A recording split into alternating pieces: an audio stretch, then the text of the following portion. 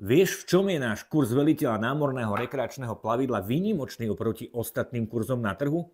Áno, výhľaška je v tomto neúprosná. Musíte si povinne odsedieť 36 hodín na prednáškach a my do vás za tento čas musíme naliať nevyhnutné informácie z navigácie, námorného práva, plavebnej náuky, meteorológie, angličtiny a zdravovedy.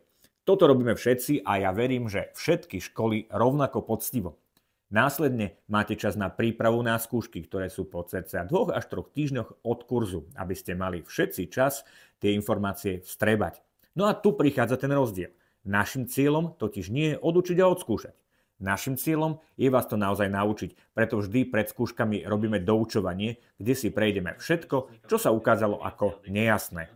Táto časť je už nepovinná. Ak to chce, zúčastní sa, niekto príde online a niekto príde fyzicky k nám. Na webe už máme zverejnené termíny na budúci rok, tak kúk na www.yachting.sk. No a naozaj, ďalší rozdiel, máme tu najlepšiu kávu.